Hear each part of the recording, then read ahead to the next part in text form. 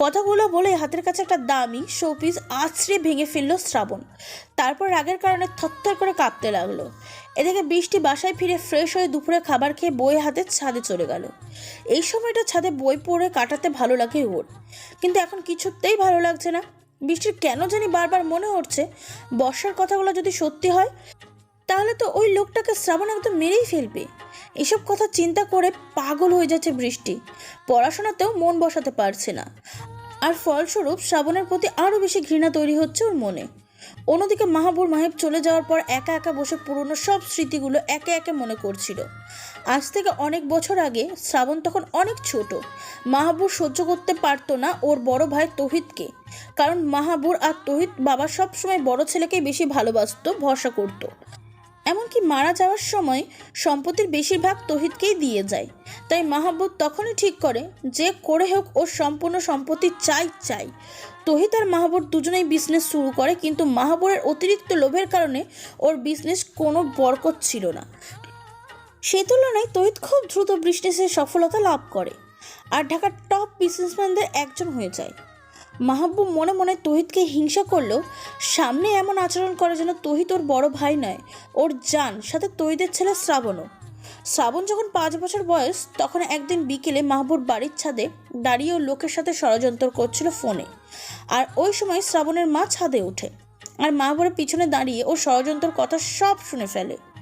দুর্ভাগ্যক্রমে তখন বাসায় শ্রাবণের মা ছাড়া আর কেউ ছিল না, আর শ্রাবণও ঘুমেছিল। মাহবুব কথা বলা শেষ করে পিছন ঘুরে যখন দেখে ও ধরা পড়ে গেছে ভাবির কাছে, তখন নানা রকম মিথ্যা কথা বলে শ্রাবণের মাকে বোঝানোর চেষ্টা করে। কিন্তু শ্রাবণের মায়ের এক কথা, সে সত্যিটা তৌহিদকে জানিয়ে দেবে আর মাহবুবকে পুলিশে দেবে। তখন মাহবুব শ্রাবণের মাকে জোর করে ছাদের থেকে ধাক্কা দিয়ে নিচে ফেলে দেয়। নিচে যেখানে শ্রাবণের মা পড়ে সেখানে গেট ছিল, আর সেই গেটের উপর বড় বড় ফলার মতো থাকায় সেখানে পড়ার সাথে সাথে করুণভাবে মৃত্যু হয় শ্রাবণের মায়ের। আর মাহবুর বিষয়টা সবার কাছে এমন করে দেখায় যেন শ্রাবণের মা পা পিছলে পড়ে গেছে বা ইচ্ছা করে আত্মহত্যা করেছে। তৌহিদ নিজের ভাইকে অন্ধবিশ্বাস করার কারণে কোনো প্রকার সন্দেহ করে না। তারপর থেকে শ্রাবণ বড় হতে থাকে একদম একা একা। শ্রাবণের সাথে কথা বলার মতন কেউ ছিল না। এতটুকু বাচ্চা ছেলে মায়ের শোকে সব সময় চুপচাপ থাকতো। তৌহিদ আর মাহবুব ভালোবাসলেও শ্রাবণকে সময় দিতে পারতো না বিজনেসের জন্য। তারপর শ্রাবণ ধীরে ধীরে হয়ে ওঠে বদরাগী ও খিটখিটে মেজাজের। শ্রাবণ যখন পড়াশোনা শেষ করে তখনই ওর বাবা তৌহিদ ঠিক করে ওর যাবতীয় স্থাবর অস্থাবর বিষয় সম্পত্তি শ্রাবণের নামে লিখে দেবে। আর শ্রাবণ যদি কখনো কিছু হয়ে যায় তাহলে ওর সম্পত্তি সব অনাথ আশ্রমে আর গরিবদের দেওয়া হবে। কারণ তৌহিদ মাহবুবকে সন্দেহ করতে শুরু করে। বিষয়টা মাহবুব বুঝতে পেরে তৌহিদের গাড়ি ব্রেক ফেল করে রেখে দেয়, আর সেদিনই রোড অ্যাক্সিডেন্টে মারা যায় শ্রাবণের বাবা তৌহিদ। তখন থেকেই বাবার বিজনেসের পাশাপাশি ঢাকার ডন হয়ে ওঠে শ্রাবণ। মাহবুব অনেক চক্রান্ত করেও শ্রাবণকে মেরে ফেলার জন্য, কিন্তু পরে জানতে পারে শ্রাবণের বাবা মারা যাওয়ার আগে গোপনে উইল করে দিয়ে গেছে শ্রাবণের নামে সব কিছু। আর সেই উইলে লেখা আছে শ্রাবণ যদি কোনো প্রকার অ্যাক্সিডেন্ট বা অপমৃত্যু হয় তাহলে শ্রাবণের পুরো সম্পত্তি চলে যাবে গরিব মানুষদের মাঝে। আর যদি শ্রাবণের স্বাভাবিক মৃত্যু হয় তাহলে সম্পত্তি পাবে শ্রাবণের বউ বা আপনজনেরা। এই খবরটা মাহবুব অনেক পরে জানতে পারে। আর জানার পর থেকে মাহবুব শ্রাবণকে মারার প্ল্যানে চেঞ্জ করে বৃষ্টিকে মারার জন্য উঠে পড়ে লাগে, কারণ বৃষ্টিকে মারলেই শ্রাবণ ধুকে ধুকে মরবে। এর মাঝে বিদেশে বিজনেস করতে গিয়ে গোপনে লিমা নামের একটি মেয়েকে বিয়ে করে মাহবুব। কিন্তু লিমা মাহবুবকে অনেক ভালো জানে, আর মাহবুবও লিমার সামনে ভালো সেজে থাকার অভিনয় করে। কিন্তু লিমাকে দেশে আসতে দেয় না আর নিজের পরিচয়ও কাউকে বলতে নিষেধ করে। মাহবুব আর লিমার একমাত্র ছেলে মাহিব। ছেলেও হয়েছে বাবার মতন লোভী আর বদমেজাজি শয়তান। তাই মাহবুব নিজের ছেলেকেও প্ল্যানে সামিল করে। তবে লিমা এসবের কিছুই জানে না। এতক্ষণ ধরে এইসব কথা বসে বসে চিন্তা করছে মাহবুব। তারপর ভাবছে মাহিব তো বৃষ্টিকে ভালোবেসে ফেলেছে, এখন সব পরিকল্পনা শেষ হয়ে যাচ্ছে ওর। এখন কি করে শ্রাবণকে শেষ করা যায় সেই ফোন দিয়ে আটতে হবে ওকে, সাথে মাহিবকেও বোঝাতে হবে সব। রাত 9:30। শ্রাবণ লন্ডনের ডিলটা ফাইনাল করে বডিগার্ডদের নিয়ে এয়ারপোর্টে চলে এসেছে দেশে ফেরার জন্য। শ্রাবণ বারবার কল করছে বৃষ্টির নাম্বারে, কিন্তু সব সময়ের মতন বৃষ্টির নাম্বার বন্ধই দেখাচ্ছে। রাত 10টার মাঝে ফ্লাইটে উঠে পড়ল শ্রাবণ। রাগে শ্রাবণের মাথায় যেন আগুন উঠে আছে। বৃষ্টিকে এত করে বলে আসার পরে ও কি করে পারলো ফোন বন্ধ রাখতে? কি করে পারলো অন্য ছেলের সাথে কথা বলতে? কি করে পারলো শ্রাবণকে ঘৃণা করে সাইকো বলে ডাকতে? শ্রাবণ শুধু পারছে না উড়ে 2 মিনিটের মাঝে বৃষ্টির কাছে চলে আসতে, নইলে সে কখনই চলে আসতো। এদিকে বৃষ্টির ছবি হাতে নিয়ে শুয়ে আছে মাহিব, আর একা একাই ছবির সাথে কথা বলছে। তোমায় আগে কেন দেখিনি সোনা? কেন আসোনি আমার জীবনে? আজকে সকালে ম্যান হলে যদি আমি না পড়তে যেতাম, তাহলে হয়তো ভুল করে তোমার ক্ষতি করে ফেলতাম আমি। তোমাকে যে আমার চাই চাঁদনি, তোমার রূপ যে ওই আকাশের চাঁদকেও হার মানায়। তোমার জীবন থেকে আমি সরিয়ে দেবো শ্রাবণ নামক ওই শত্রুকে, আর তোমাকে নিজের করে নেবো আমি। প্রথম দেখাতেই যে আমি তোমাকে ভালোবেসে ফেলবো, তোমাকে কখনোই বোঝাতে পারবো না। তোমাকে তো আমার চাই চাঁদনি, চাই আমার। আমার জীবনে প্রতিটি রাতকেই রঙিন করতে তোমায় চাই।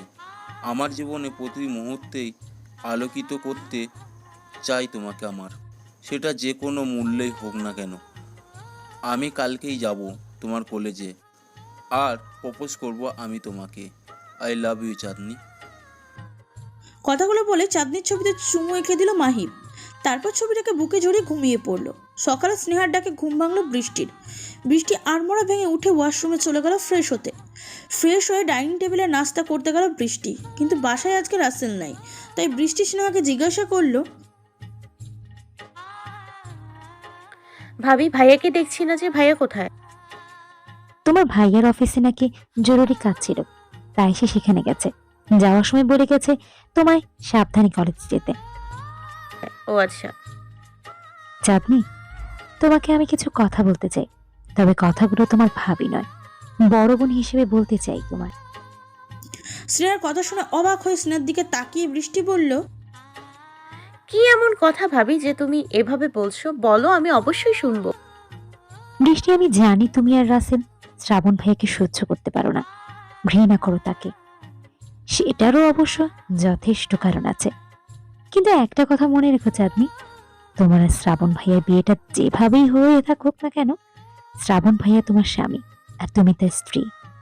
আর ইসলামে মেয়েদের বিয়ে একবারই হয়। স্বামী হলো একজন মেয়ে মাথার তাজের মতন। যে মেয়ে স্বামী হারায়, একমাত্র সেই বোঝে সমাজে স্বামী হারা জীবনযাপন করা কতটা কষ্টে।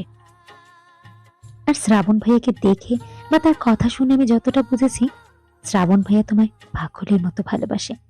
হয়তো তার ভালোবাসা প্রকাশের ধরনটা অন্যরকম, কিন্তু তাই বলে এটা ভেবো না যে তোমায় মেখেছে। সবার ভালোবাসা কিন্তু একরকম হয় না চাঁদনি। আর ভালোবাসাকে রাগ বা মাথার বুদ্ধি দিয়ে নয়, নিজের হৃদয় দিয়ে অনুভব করতে হয়। একবার শ্রাবণ ভাইয়ের ভালোবাসাটা হৃদয় দিয়ে অনুভব করার চেষ্টা করো, তাহলে অবশ্যই বুঝবে। আর একটা কথা চাঁদনি, আমাদের আপন মানুষেরা যে সব সময় আমাদের ভালোই করে তা কিন্তু নয়। কখনো কখনো আমাদের আপন মানুষেরা আমাদের ভালো করতে গিয়ে জীবনের সবচাইতে বড় ক্ষতিটাই করে বসে। তাই সব সময় অন্যের দেখানো জিনিসকে বিশ্বাস করতে নেই, নিজেকেও নিজের ভালো মন্দ বুঝে নিতে হয়। তুমি এখন যথেষ্ট বড় হয়েছো চাঁদনি, নিজের ভালো মন্দ বুঝতে শিখেছো। তাই আশা করি এর চাইতে ভেঙে বলার প্রয়োজন হবে না তোমায়। বুদ্ধি বা রাগ দিয়ে নয়, মাঝে মাঝে নিজের মনকেও কাজে লাগাও, হৃদয় দিয়ে অনুভব করতে শেখো। কথাগুলো এক নাগাড়ে বলে টেবিল ছেড়ে উঠে গেল স্নেহা। আর বৃষ্টি স্নেহার কথাগুলো শুনে অবাক হয়ে তাকিয়ে রইল স্নেহার দিকে, আর বুঝতে চেষ্টা করলো স্নেহা ওকে ঠিক কি বোঝাতে চাইছে। নানা রকমের চিন্তা মাথায় নিয়ে কলেজের উদ্দেশ্যে রওনা হলো বৃষ্টি। কলেজে পৌঁছে গেটের সামনে রিক্সা থেকে নেমেই দেখলো বর্ষা দাঁড়িয়ে আছে বৃষ্টির অপেক্ষায়। বৃষ্টি বর্ষার কাছে এগিয়ে গিয়ে বলল, কিরে, আজকে গেটের বাইরে দাঁড়িয়ে আছিস যে? ভেতরেই ছিলাম, কিন্তু তোকে দেখলাম রিকশায় করে আসতে, তাই এখানে এসে দাঁড়ালাম তোকে সাথে নিয়ে যেতে। কথাগুলো বলেই দুজনে হাত ধরে কলেজের ভিতরে যাওয়ার জন্য পা বাড়লো। আর তখনই পিছন থেকে একজন অচেনা ছেলে ডেকে বলল, এক্সকিউজ মি ম্যাম। ছেলেটার কথা শুনে ঘুরে দাঁড়ালো বৃষ্টি আর বর্ষা। তারপর বর্ষা বলল, ইয়েস। ম্যাম, আমি আসলে ঢাকায় নতুন, তাই এই ঠিকানাটা খুঁজে পাচ্ছি না। আপনারা কি একটু বলতে পারেন এই ঠিকানার বাসাটা ঠিক কোথায়? ছেলেটার কথা শুনে ছেলেটার হাত থেকে কাগজে লেখা ঠিকানাটা হাতে নিল বর্ষা। তারপর ভালো করে দেখে বলল, সরি ভাইয়া, আমি তো এই ঠিকানাটা ঠিক চিনতে পারছি না। বৃষ্টি, তুই দেখ তো চিনিস কি না। বর্ষার কথা শুনে বর্ষার হাত থেকে কাগজটা নিয়ে বৃষ্টি দেখে বলল, হ্যাঁ, এই ঠিকানাটা তো আমি চিনি। আপনি এখান থেকে সোজা গিয়ে তারপর হাতের বাম দিকে একটা রাস্তা পাবেন। সেই রাস্তা ধরে একটু এগিয়ে যেতেই হাতের ডান পাশে একটা গলি আর বাম পাশে একটা বড় দোকান পাবেন। সেই দোকানে গিয়ে এই ঠিকানার কথা জিজ্ঞেস করলেই কেউ না কেউ বলেই দেবে। আপনি সোজা চলে যান ভাইয়া। হেসে সে হাত নাড়িয়ে নাড়িয়ে ইশারা করে কথাগুলো বলছিল বৃষ্টি। বৃষ্টির কথা শুনে ছেলেটা বৃষ্টির হাত থেকে কাগজটা নিয়ে বলল, thank you so much ma'am. আপনি না বলে দিলে হয়তো কত সময় ধরে ঘুরে বেড়াতে হতো আমার। অনেক ধন্যবাদ ম্যাম। আর একটা কথা, আপনার আচরণ আর কথার মতো আপনাকে দেখতে অনেক বেশি কিউট ও সুন্দর। কথাটা বলে মুচকি হেসে কাগজটা নিয়ে চলে গেল ছেলেটা। আর বৃষ্টি ছেলেটার কথা শুনে হেসে দিল। আর তখনই বৃষ্টিকে হাতের কোনোই দিয়ে গুঁতো মারল বর্ষা।